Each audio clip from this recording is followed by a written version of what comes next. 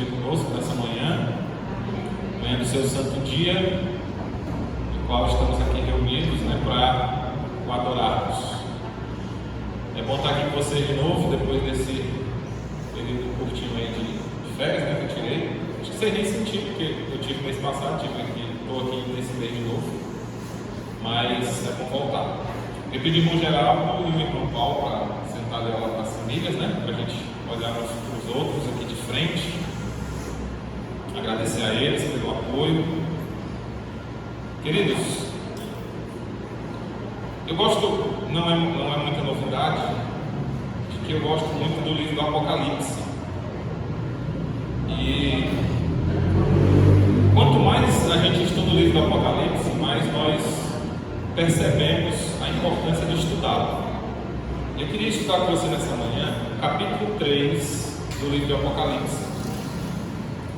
Nós sabemos que nos capítulos 2 e 3 de Apocalipse nós temos ali as cartas às igrejas, as cartas de João às igrejas da Ásia, No capítulo 3 nós temos as últimas duas cartas, que é a carta de Filadélfia e a carta à igreja de Laodiceia.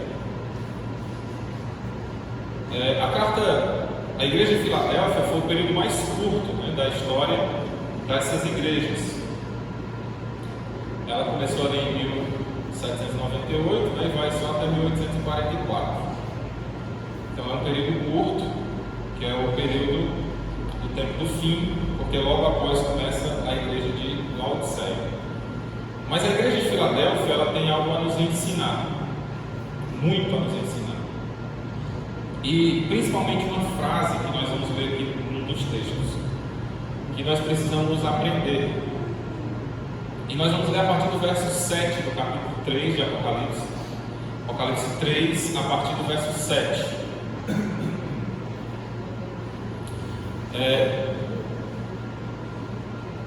A garganta não está muito legal. Eu dei uma semana e não estou descansando, porque a gente está fazendo evangelismo lá no Planalto. Então de vez em quando vai dar uma falhada, mas volta, viu? Vamos lá, Apocalipse 3, a partir do verso 7. Acharam? Vamos orar? Querido Deus, amado Pai, obrigado por estar com a Tua palavra aberta. Queremos nesse momento que o Senhor nos fale através dela, mas muito mais do que ouvir a Tua voz, nós queremos receber o poder para obedecê-la. É a nossa oração em nome de Jesus. Amém. O verso 7 diz assim, Ao anjo da igreja em Filadélfia escreve: Estas coisas diz o santo, o verdadeiro, aquele que tem a chave de Davi, que abre e ninguém fechará, e que fecha e ninguém abrirá. O primeiro ponto interessante é o nome dessa igreja. Essa igreja ela foi baseada em uma cidade com esse nome, Filadélfia. Filos é amor, É amor entre irmãos. Essa cidade ela foi construída. Havia dois reis que eram irmãos, e quando um morre, o outro decide construir uma cidade em homenagem a ele, de tanto que ele amava o seu irmão. E ele coloca o nome dessa igreja de Filadélfia porque significa exatamente amor entre irmãos. Então nós já percebemos que quando João escolhe, o anjo de Deus escolhe através de João, para que ele escreva a carta de Filadélfia, o contexto desta igreja é um contexto de amor fraternal. É a igreja do amor entre irmãos. E aí, uma coisa que João ele começa dizendo é que essa igreja é uma igreja que tem uma possibilidade muito grande diante dela, que Deus abriu e que ninguém fecha, mas que Deus vai fechar e também ninguém mais pode abrir. E que possibilidade é essa? Verso 8: Conheço as tuas obras, eis que tenho posto diante de ti uma porta aberta, a qual ninguém pode fechar, que tens pouca força, entretanto guardaste a minha palavra e não negaste o meu nome.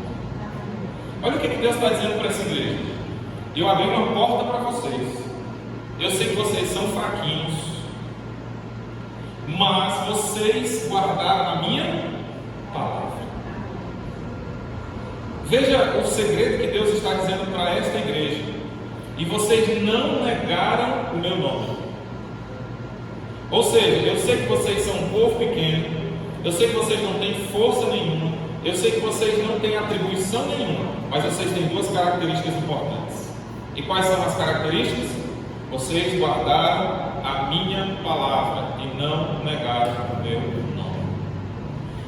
Queridos, não existe nada mais importante para uma igreja do que obedecer a palavra do Senhor.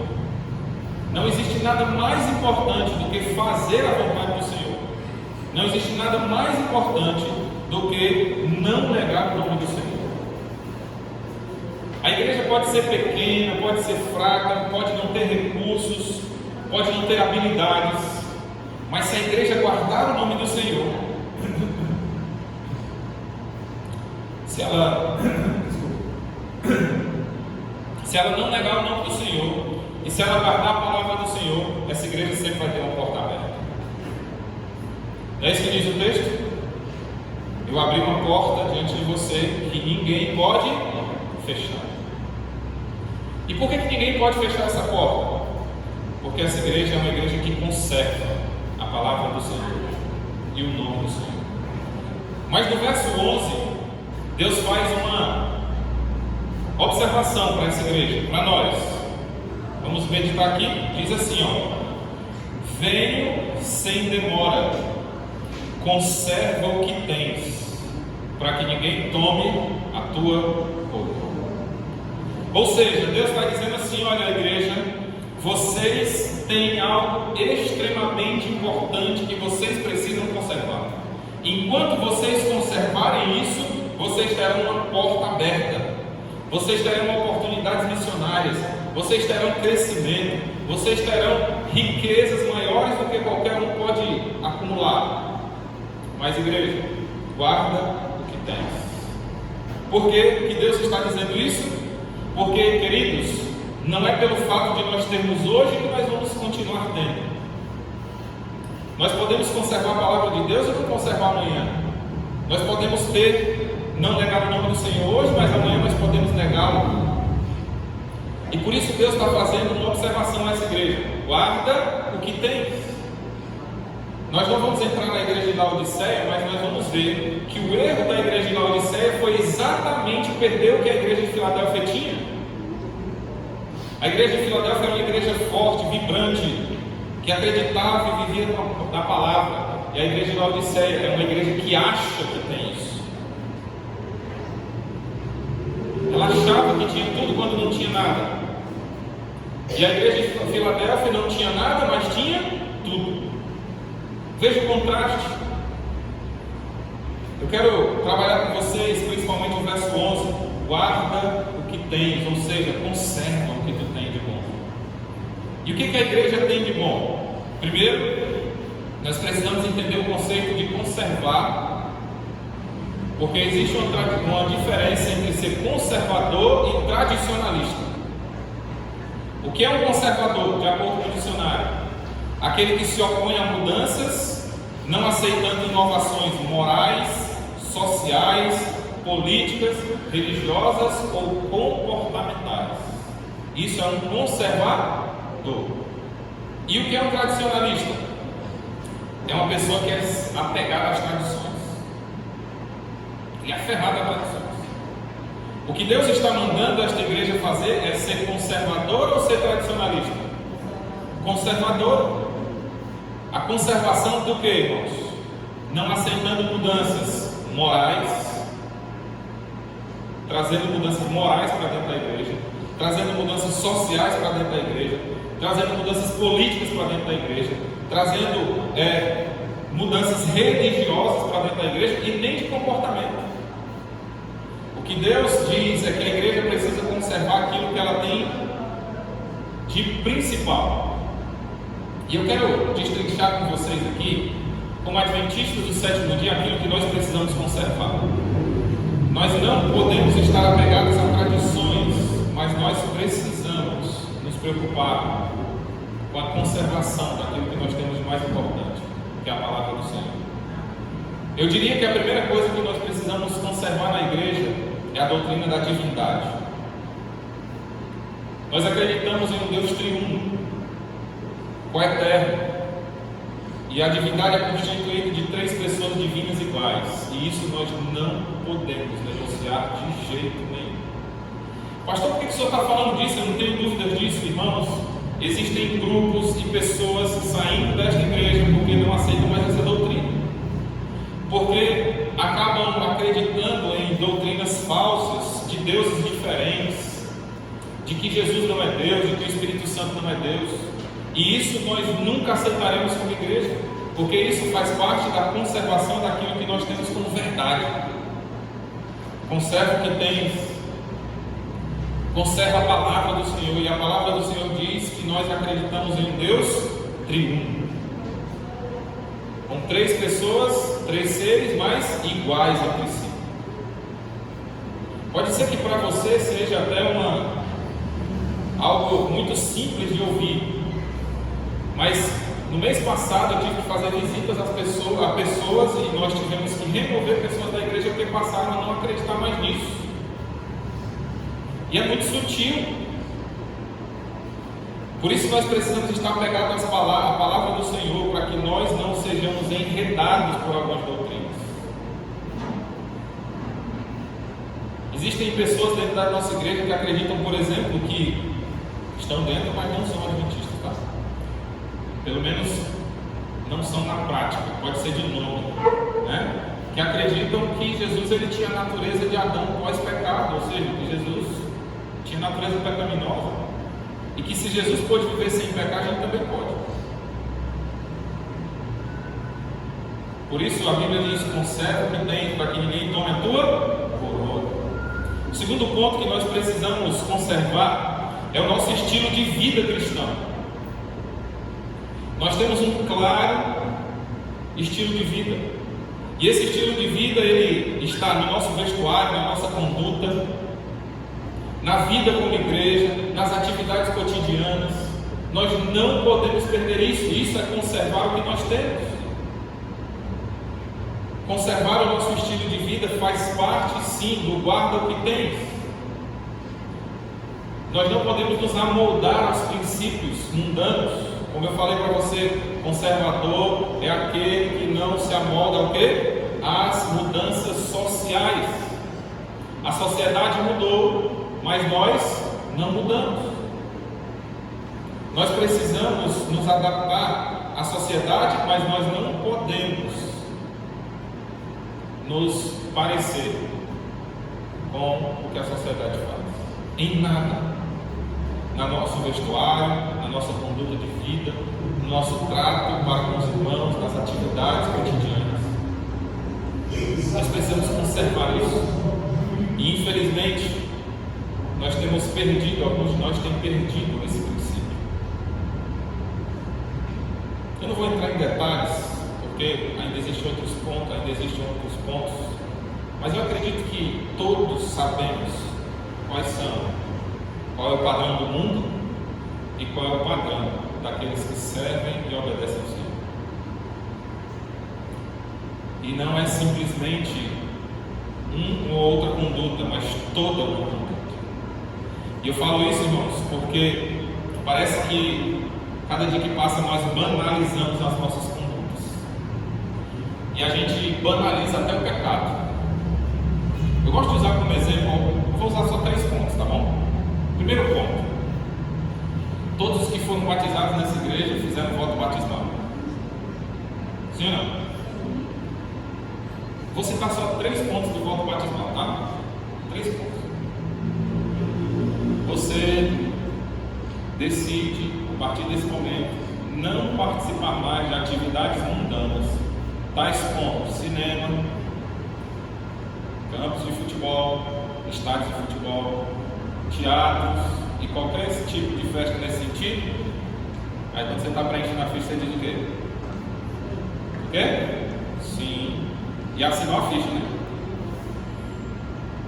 Aí a gente banalizou tanto, irmão, que o irmão, além de transgredir o voto que ele fez, ele bate foto e posta. Saiu um filme novo no cinema, ele vai lá para a porta assistir. Aí ele faz um selfie e ainda posta. O outro vai para o estádio de futebol, assistir o time dele lá, grava, faz todo mundo lá, posta. A gente banalizou, gente. Parece que o nosso estilo de vida não precisa mais. A gente tomou o voto, já era. E olha o que Deus está dizendo para nós: guarda o que tens, para que ninguém tome a tua coroa. Pastor, mas eu não concordo, eu discordo. Meu amigo, já é outra conversa, mas você tomou um voto. Você tomou um voto. Eu costumo dizer o seguinte: ninguém é obrigado a seguir as regras da igreja, mas a igreja também não é obrigada a aceitar alguém que não segue suas regras. Sim ou não? Se você não concorda com isso, é simples, tem igreja por aí que não proíbe. Eu não estou mandando ninguém sair. Mas eu estou dizendo assim, a igreja não precisa aceitar. Quer ver um terceiro ponto? Você também decide se abster de tudo aquilo que faz mal à sua saúde, inclusive a ingestão de cafés, chás estimulantes e tudo aquilo que faz mal à sua saúde. É o que a gente faz? Sim, é assim na ficha, né? E em casa a gente cuida da saúde. Eu não estou falando só desses itens, não, mas de todos os itens que correspondem à saúde.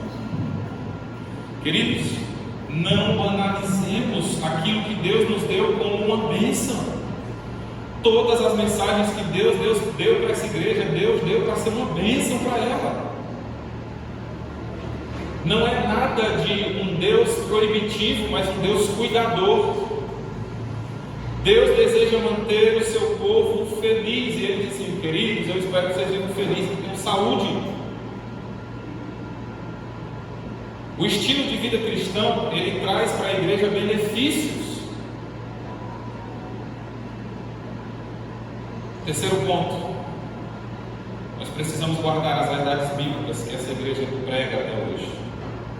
Não só aquilo que tange a sua relevância, mas também quanto à sua interpretação, à sua inspiração. E o que nós vemos é que cada dia mais os irmãos, eles estão distantes do conhecimento, da pregação, das verdades que nós dizemos que aceitamos. Cada vez mais nós vemos mais pessoas despreparadas para entender aquilo que nós aceitamos como verdade. Nós precisamos voltar aos princípios.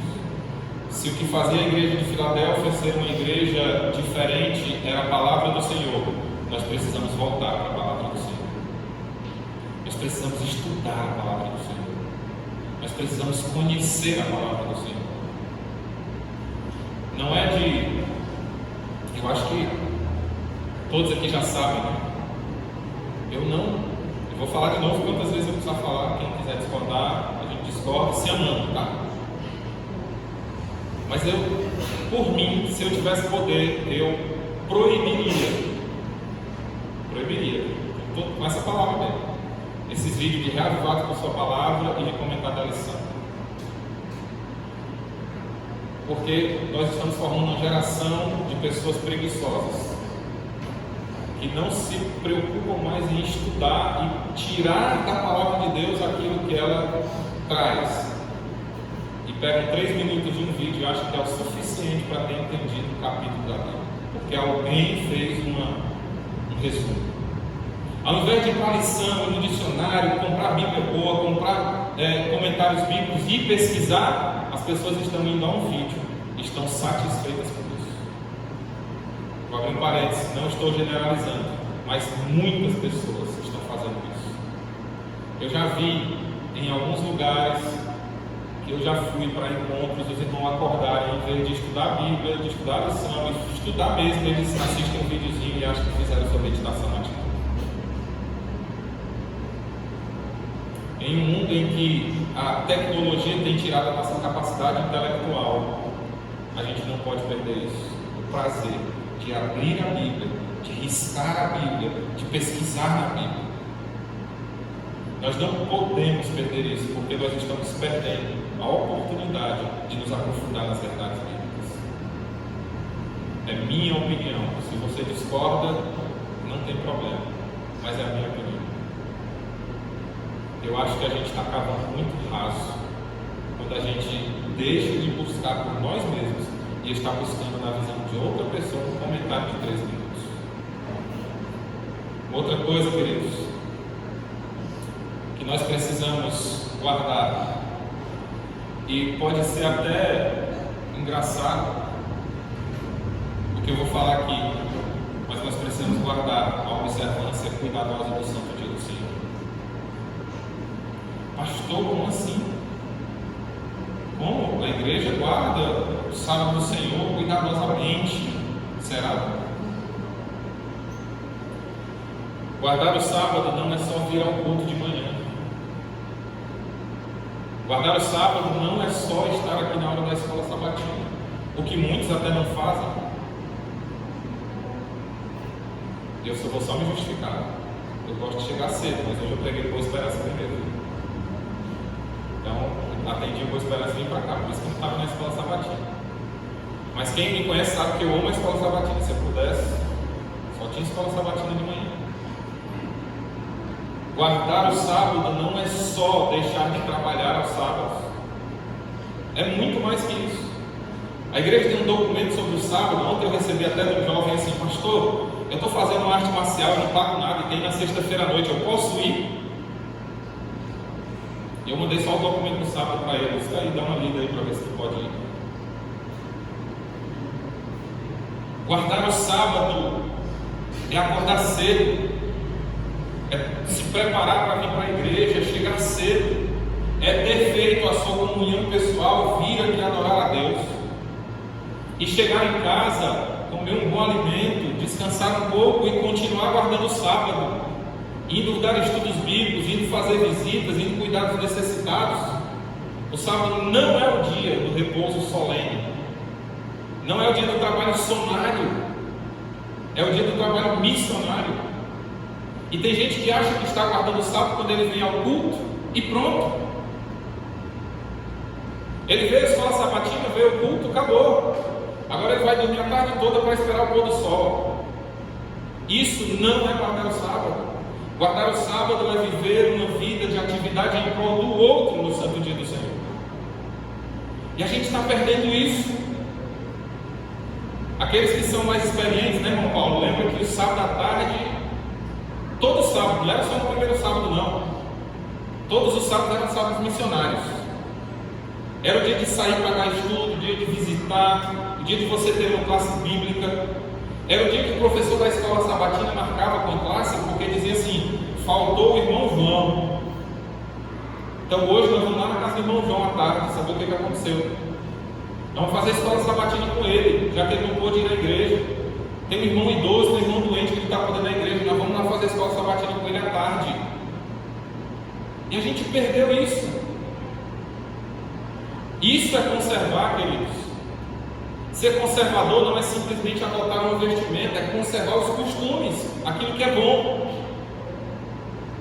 Nós precisamos guardar o sábado do Senhor.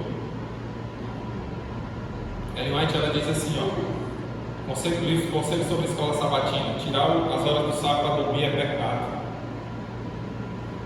É pecado. Tem gente que acha que está guardando o sábado, quando na verdade está o quê? Transgredindo ele, mesmo não estando trabalhando. A gente peca por ação, mas nós pecamos também por omissão. Omissão também é pecado. Tiago 4,17 diz assim: aquele que sabe que deve amar e não ama, esse comete pecado. Quinto, nós precisamos conservar a unidade da igreja. Isso é extremamente importante, é a obrigação de todos. Nós precisamos focar nossa vida em Cristo. Lembra que a carta de Filadélfia é amor entre irmãos. E nós precisamos conservar isso. Parece que a cada dia que passa nós perdemos o amor uns pelos outros. E com isso a nossa igreja ela vai virando vários grupos esfacelados. Nós não temos mais uma irmandade. Nós temos pessoas e grupos, quando nós deveríamos ter uma unidade, pessoas marchando no mesmo propósito, no mesmo princípio. A unidade da igreja é extremamente importante para o crescimento dela, irmãos. Sem unidade a gente não vai para lugar nenhum. Deus não está conduzindo povos, Deus está conduzindo um povo. E embora nós discordemos, nós precisamos andar juntos. Eu não preciso concordar com você, você não precisa concordar comigo em tudo, mas nós precisamos ser unidos, mesmo discordando. Até porque quem é casado sabe, você concorda em tudo com a sua esposa concorda em tudo com você? Lógico que não. Mas vocês andam juntos. Vocês não estão remando um para um lado e outro para o outro. Pelo menos não deveriam. Mesmo discordando, a gente está junto. A gente vai se ajustando. E a gente não pode perder isso, porque quando nós perdemos isso, nós estamos dando margem para o inimigo parar a igreja. Quando você vai lá para o livro de Neemias, você percebe que uma das coisas que o inimigo faz para parar a obra de Neemias é causar confusão, é causar intriga. Quando você vai ler sobre o batismo do Pentecoste nos discípulos, você vai ver que a primeira coisa que eles fizeram para receber o Espírito Santo foi tirar do meio deles as desinteligências, tirar a fofoquinha, tirar a conversinha. A gente precisa fazer isso. Nós não podemos perder a nossa coroa por causa de uma miséria dessa. Tem gente perdendo a coroa por causa disso. Nós precisamos manter a unidade da igreja. Porque, preste atenção no que eu vou dizer para você aqui. E eu estou me incluindo também. Todos nós temos defeitos. Todos. Do jeito que você vê os meus, eu vejo os teus. Embora tu não veja os teus, eu vejo, alguém vê. Embora eu não veja os meus, alguém vê. E nós precisamos entender isso. Não é só a Soraya que tem defeito, eu também tenho. Não é só a Val que tem, eu também tenho. E por que eu não aceito a Val, se eu também sou defeituoso? Por quê? Quer dizer que só eu tenho direito?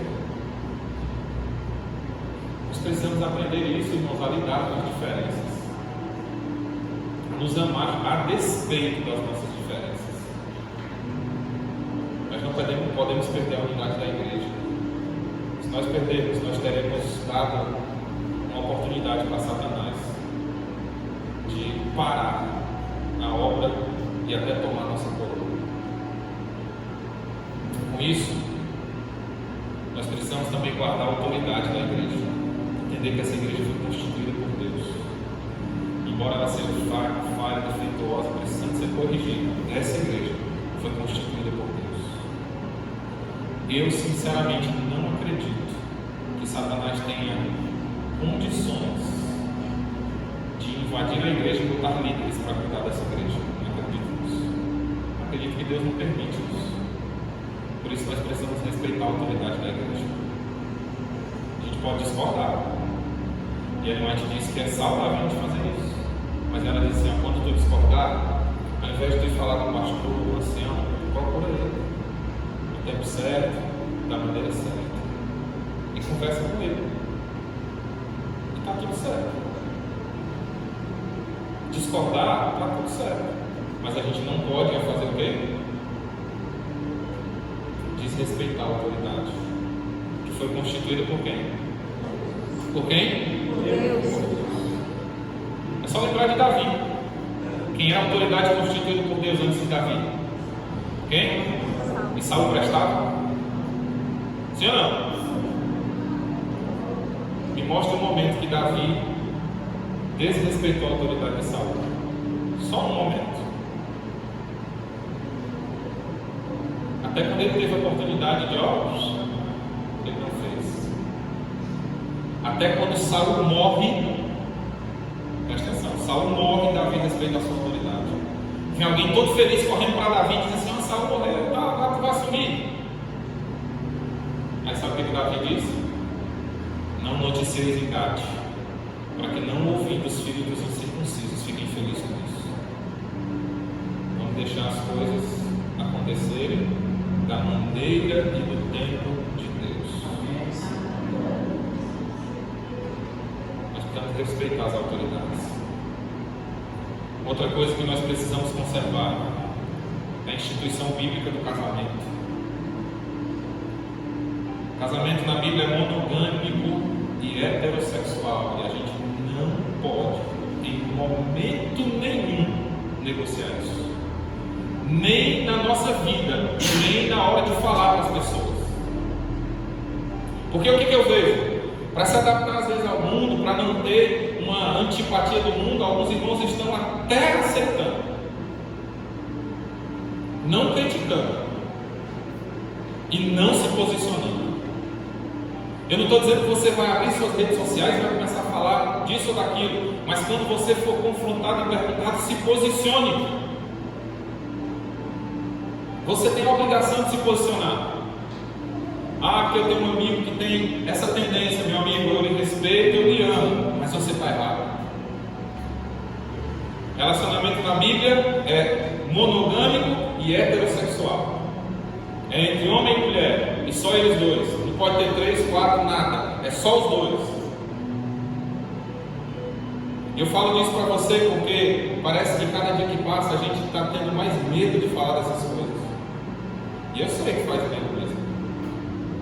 Mas a ordem bíblica é: guarda o que tens. E o que a igreja tinha de precioso? A palavra.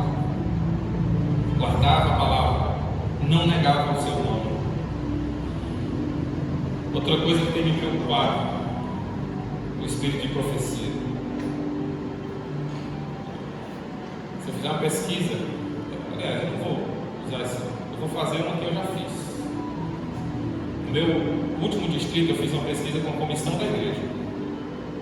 Comissão, viu? Presta atenção. E eu fiz algumas perguntas para eles. Uma delas foi: você está lendo algum livro do Espírito de Profecia? Sabe quantos responderam que estavam lendo? 5%. 5% dos líderes da igreja estavam lendo algum livro do Espírito de Profecia. A outra pergunta que eu fiz foi assim: quantos já leram? Pelo menos um. Só 25%. Estou falando de líderes da igreja. E aí alguém pode dizer assim: pastor, mas eu não concordo com Ellen White. Sabe quem não concorda com Ellen White? Quem nunca leu. Eu duvido que alguém leia, e eu faço um desafio.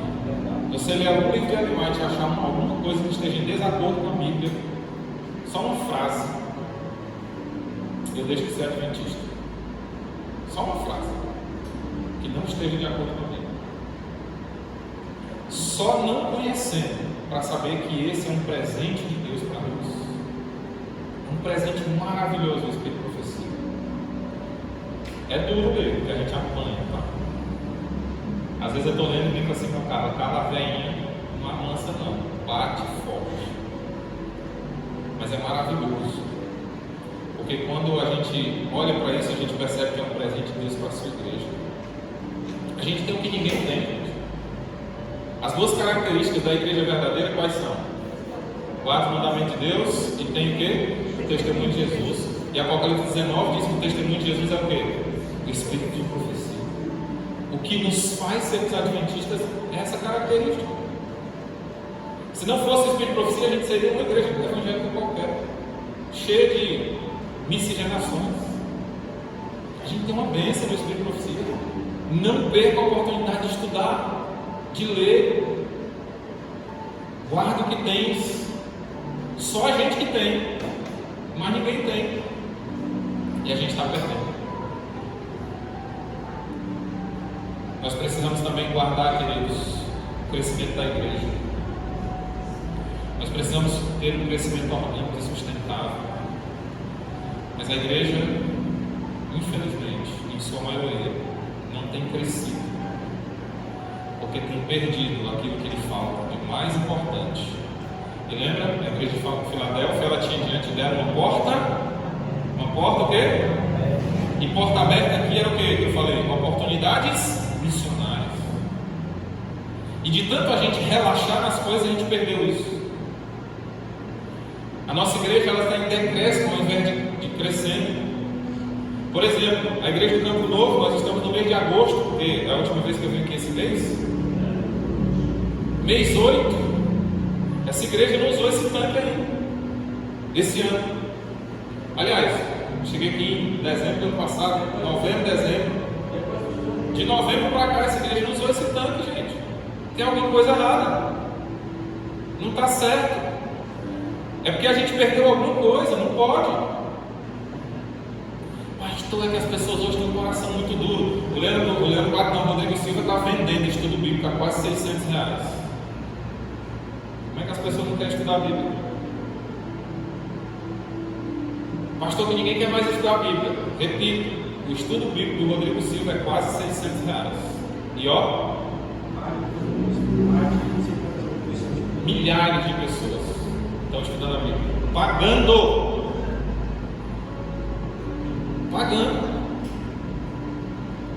Pastor, mas é porque é diferente aqui. Aí ele vai te dizer assim, ó, em qualquer lugar em que haja sofrimento humano, há um campo missionário.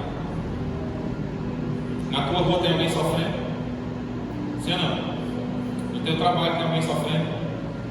Na escola tem alguém sofrendo? No bairro tem alguém sofrendo? Tem ou não tem? Então tem um campo missionário. Vou usar exemplos aqui. A gente usa exemplos muito bons, né? Daqui para a igreja da rodoviária não é muito distante, que se a gente for olhar, os bairros também são semelhantes. Todos os meses eu estou realizando batismo na igreja da rodoviária.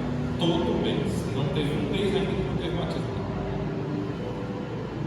Na mesma cidade, bairros idênticos.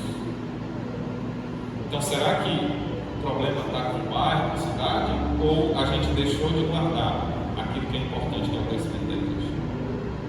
A gente deixou de fazer a nossa parte. Irmãos, eu vou passar alguns pontos aqui por causa do horário, tinha mais. Eu vou passar só alguns mais importantes. Nós precisamos guardar a compreensão das profecias, o estudo pessoal, a oração. Nós precisamos guardar uma adoração simples. A gente não precisa inventar nada. A gente não precisa ter muitas coisas. A gente precisa ter uma adoração simples diante de Deus. Apocalipse 4, ele diz que nós precisamos dar glória somente a Deus e não aos homens. E a gente precisa guardar o envolvimento e o preparo com a volta de Jesus. Eu queria terminar falando com você que nós precisamos guardar a doutrina do santuário, os 10 mandamentos do Senhor. Nós precisamos guardar a identidade do povo remanescente. Nós precisamos guardar aquilo que nos faz ser um povo escolhido, separado por Deus, com privilégios e obrigações. E nós precisamos nos guardar da sacudidura e do peneiramento, que será, dentro em breve, realizado nessa igreja. Eu termino dizendo o seguinte para você. Eu falei de missão aqui, porque tem um texto de Ellen White que ela diz assim: ninguém vai ser salvo estando em estado de inatividade.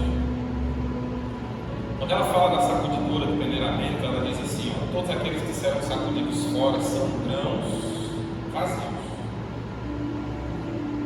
Por isso que nós precisamos guardar aquilo que nós temos, porque quanto mais nós guardamos, quanto mais nós temos, mais nós estaremos cheios para quando vier a sacudidura, nós vamos ser jogados fora. Deus vai sacudir essa igreja. Tudo que é palha, tudo que é grão ruim vai sair. E a gente sabe disso. Só ficarão selados os batizados pelo Espírito Santo. E por isso a minha preocupação nessa manhã, querido, é mostrar para você que nós precisamos conservar a palavra de Deus na nossa vida. precisamos conservar o amor a Jesus. E o amor em Jesus está envolvido em tudo isso que eu falei. Se você não lembrar, se você lembrar de pouca coisa, lembra do seguinte: conserve a fidelidade a Deus, conserve o trabalho missionário. A gente não pode perder isso. Quem trabalha não dá trabalho. Quem rema não tem tempo de estar balançando o barco. Quem está envolvido com a missão não tem tempo de fofoca, de picuinha, de estar reparando a vida dos outros. Não tem não. Quem está envolvido com a obra de Deus está buscando o outro ao invés de si mesmo. Tirou o egoísmo do coração. Quem está envolvido com a obra de Deus não tem problema com oferta, com se vestir bem, não tem não. O problema é que, como eu falei, a gente está olhando para os detalhes e esquecendo daquilo que é principal. Quem está envolvido com a obra de Deus não está olhando, não está preocupado com outra coisa, a não ser salvar e ser salvo. E deixa eu dizer para você, quanto mais nós salvamos, mais salvos nós estamos. Quanto menos nós salvamos, menos salvos nós estamos.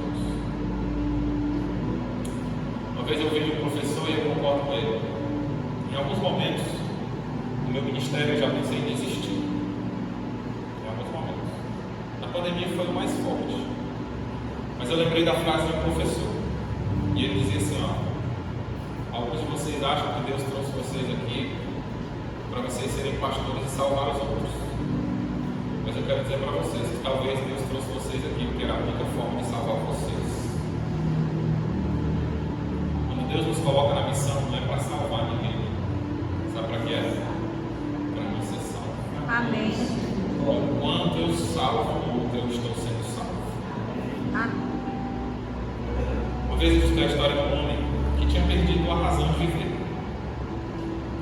E ele tomou uma decisão de tirar a vida. Não tenho mais razão de viver, eu vou tirar a vida. E ele sai na rua com essa decisão. Só que ele não sabia o que fazer. Ele estava pensando em várias maneiras de fazer isso. E quando ele chega no centro ali do bairro que ele morava, ele encontra uma criança. E ele percebe que a criança estava perdida. A criança olhava para um lado, olhava para o outro, assustada.